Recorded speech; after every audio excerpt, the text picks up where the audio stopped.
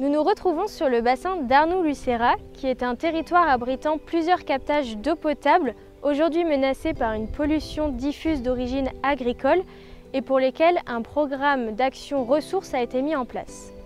À travers différentes vidéos, nous allons suivre la culture du pois chiche, qui est une culture de printemps, sur laquelle on peut faire du désherbage mécanique, qui est une pratique contribuant au maintien de la qualité de l'eau.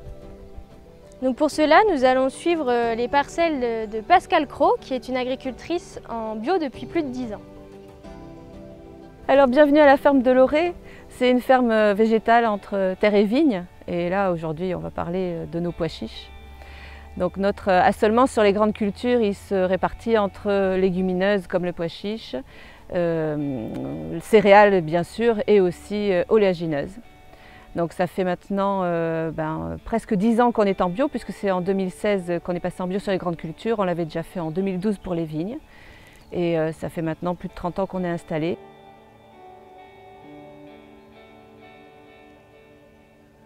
Alors l'intérêt pour nous de faire du pois chiche, c'est que comme on a développé toute une gamme en circuit court, ça nous permet d'avoir, avec lentilles et pois cassés, 3 légumes secs à proposer à nos clients, en plus de toute notre gamme d'huile vierge.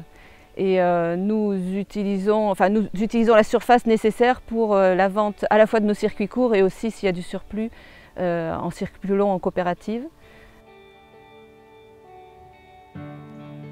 Alors bien sûr avec 10 à 12 cultures par an, l'enjeu c'est d'arriver à faire se succéder les légumineuses, les oléagineuses et les céréales de façon adaptée d'un point de vue agronomique.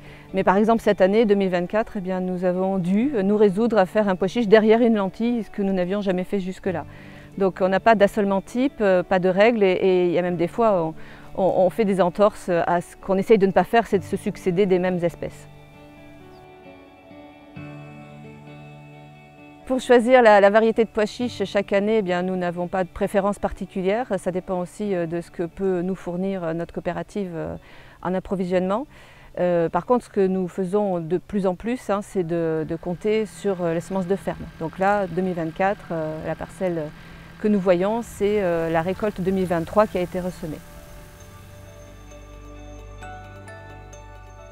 Donc, comme avant toute mise en place de culture, nous avons fait des couverts avant le semis du pois chiche, qui ont été semés en octobre 2023, que nous avons ensuite détruits par broyage.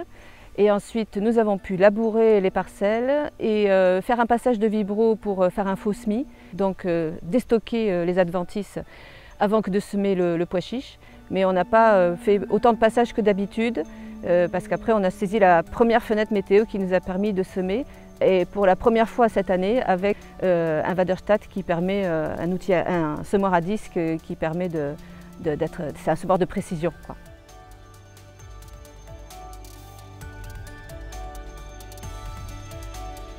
Alors le semis du pois chiche, il a été fait un mois plus tard que d'habitude, le 22 avril.